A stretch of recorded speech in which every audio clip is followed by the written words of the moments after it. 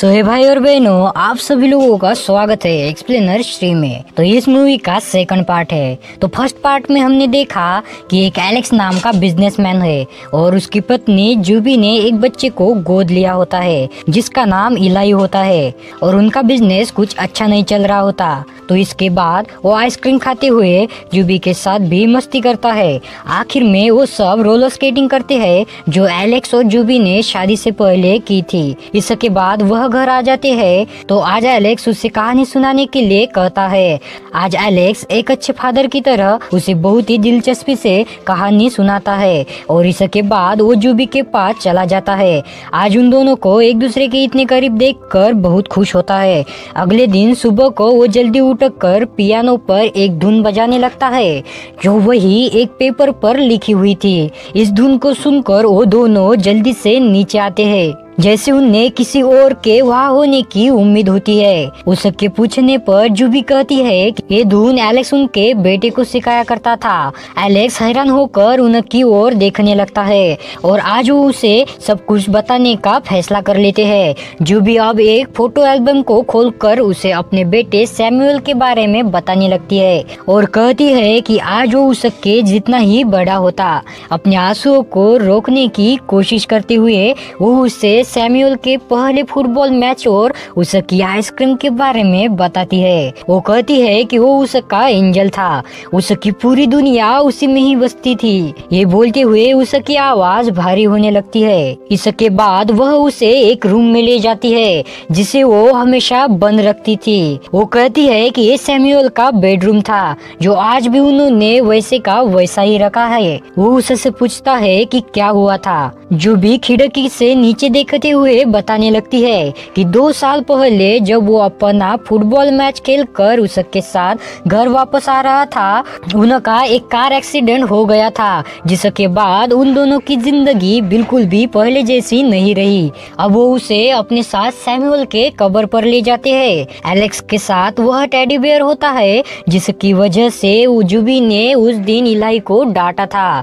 वो कहता है कि सैमुअल रोज रात को इसे अपने साथ लेकर सोता था और उसे आज भी रोज सुबह उठकर ऐसा लगता है जैसे वो उसी कमरे में हो। यह बताते हुए एलेक्स टूट जाता है। वो कहता है कि उसे ऐसा महसूस होता है कि जैसे उसके दिल में एक बड़ा सा छेद हो गया हो जो कभी भी भर नहीं सकेगा। इस तरह एलेक्स और जूबी पिछले 2 साल से जो दर्द को अपने दिल में दबा कर जी रहे थे वो आंसुओं के साथ आज बाहर आ जाता है और दोनों एक दूसरे के गले लगकर काफी देर तक सोते हैं। उससे थोड़ी ही दूर पर मिस्टर स्पॉट भी खड़ा होकर ये सब देख रहा होता है। अब घर पर जूबी एलेक्स से कहती है कि उन्हें अब इस कमरे की सफाई कर देनी चाहिए और एलेक्स भी एक गहरी सांस लेकर उसके हाँ में हाँ भर देता है। रात को वो गार्डन में जाता है और जुगनुओं को देखता हुआ मिस्टर स्पॉट के पास पहुंच जाता है। वो उसे पहचान लेता है और आज वो उससे अच्छी तरह मिलकर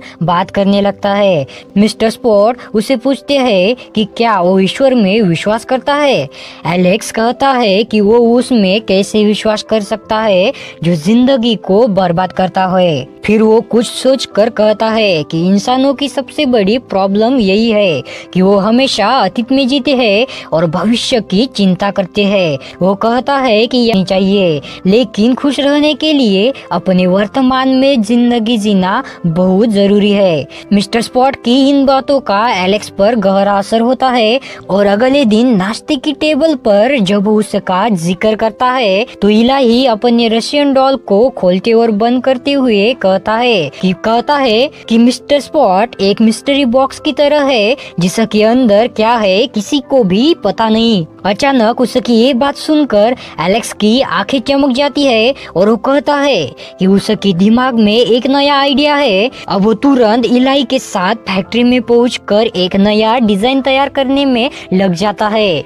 डिजाइन बनाकर हर बार वो इलाई को दिखाता है लेकिन वो उसकी कई डिजाइन को फेल कर देता है। लेकिन फिर भी एलेक्स लगातार कोशिश करता रहता है और आखिर में एक डिजाइन इलाई को बहुत बहुत पसंद आ जाता है। इसके बाद एलेक्स डिजाइन से एक लकड़ी का बॉक्स बनाकर तैयार कर लेता है और वो अपने फैक्ट्री के 5 अलग अलग तरह के खिलौने उसमें पैक कर देता है। खिलौना इंडस्ट्री के कुछ बिजनेसमैन लोगों को फोन करके कहता है कि वो उन्हें अपना एक नया प्रोडक्ट दिखाना चाहता है।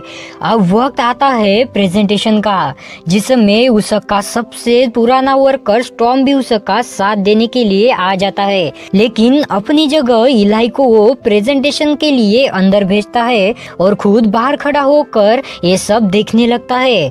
अब एक 7 साल के बच्चे को देखकर सारे बिजनेसमैन हंसने लगते हैं और उन्हें यह कोई मजाक लगता है। लेकिन इलाई पूरे कॉन्फिडेंस के साथ उन्हें बताता है कि वो एक रिप्रेजेंटेटिव के तौर पर यहाँ पर प्रेजेंटेशन देने आया है। ये कहकर वो उस बॉक्स के ऊपर से पर्दा हटा देता है, जिसके ऊपर एक क्वेश्चन मार्क के निशान के साथ साथ मिस्ट्री बॉक्स लिखा होता है। इलाई कहता है कि अगर उसने ये बात बता दी तो फिर इसे मिस्ट्री बॉक्स कौन कहेगा, तो उनको कुछ भी समझ में नहीं आता। लेकिन दूसरा बिजनेसमैन इलाई का पॉइंट समझ जाता है और कहता है कि लोग इसके अंदर के खिलौनों को जाने बिना इसे खरीदेंगे, क्योंकि मिस्ट्री तो सबको ही पसंद है। वो कहता है कि आधे से ज्यादा तो एक्साइटमेंट और खुशी के लिए ही इसे खरीदेंगे और खोलने में ही उनको सारी खुशी मिल जाएगी। उसकी ये बात सुनकर एक जापानी बिजनेसमैन वहीं पर उसे 20,000 बॉक्सेस का एक ऑर्डर दे देता है और फिर एक एक करके सभी अपना अपना ऑर्डर देने लगते हैं। तभी एलेक्स भी अंदर आ जाता है, जिसे देखकर सभी उसके इस अनोखे काम के लिए उसकी तारीफ करते हैं। आज वो बहुत खुश होता है और इस खुशी के मौके पर वो अपनी फैमिली के साथ खूब एंजॉय करता है। रात को वो इलाई के साथ पोल खेलते हुए उससे कहता है कि अगर वो चाहे तो उसे डैड कहकर बुला सकता है। उसकी ये बात सुनकर इलाई बहुत ही खुश हो जाता है। आज आधी रात को फिर से इलाई गार्डन में जाकर मिस्टर पॉट्स से मिलता है। पॉट्स उसकी कामयाबी की खबर सुनकर बहुत ही खुश होता है और फिर वो उसके कान में कुछ कहता है। अगले दिन इलाई के साथ एलेक्स और चुबी भी गार्डन में आते हैं और मिस्टर स्पॉट को क्रिसमस पर अपने घर आने के लिए इनवाइट करते हैं। अब क्रिसमस पर दिखाया जाता है कि मिस्ट्री बॉक्स को मार्केट में जबरदस्त कामयाबी मिल जाती है और बच्चों में इसकी दीवानगी सर पर चढ़ने लगती है। मार्केट की इस हाई डिमांड को पूरा करने में उनको कोई भी परेशानी नहीं होती, क्योंकि उसे फैक्ट्री में सिर्फ बॉक्सेस बनाने पड़ते हैं और खिलौने का स्टॉक तो उसके पास पहले से ही काफी पड़ा हुआ था। और एलेक्स के कहने पर आज वो क्लीन सेव करके नहाकर बाथरूम से बाहर निकलता है। अब वो सब डिनर करते हैं और एक गेम खेलकर काफी मस्ती करते हैं। मिस्टर स्पॉट उन्हें इस तरह हंसता खेलता देखकर बहुत खुश होता है। जब वो जाने लगता है तो जूबी उसके हाथ में कुछ पैसे थमा देती है। स्पोर्ट्स पैसे लेने से मना करता है, लेकिन वो कहती है कि सड़कों पर जिंदगी गुजारने से पहले वो भी तो किसी का प्यारा बेटा रहा होगा और उसकी जगह उसका अपना बेटा भी तो हो सकता था। स्पोर्ट्स के जाने के बाद इलाई को वो उसके कमरे में सुलाने ले जाती है। आज वह उससे पूछता है कि क्या वो एंजल में विश्वास करती है। जूबी इस बात का कोई खास जवाब नहीं देती, क्योंकि इस वक्त उसके दिमाग में कुछ और ही चल रहा था। वो एलेक्स के पास जाकर उसे गिफ्ट देती है, लेकिन वो इसे खोल कर देखता है तो ये कुछ और नहीं बल्कि उसी का प्रेगनेंसी टेस्ट होता है, जिसकी उन्होंने उम्मीद भी छोड़ दी थी। मतलब वो माँ बनने वाली थी। इस खबर से एलेक्स की खुशी का ठिकाना नहीं रहता। जूबी को अपने गले लगा लेता है।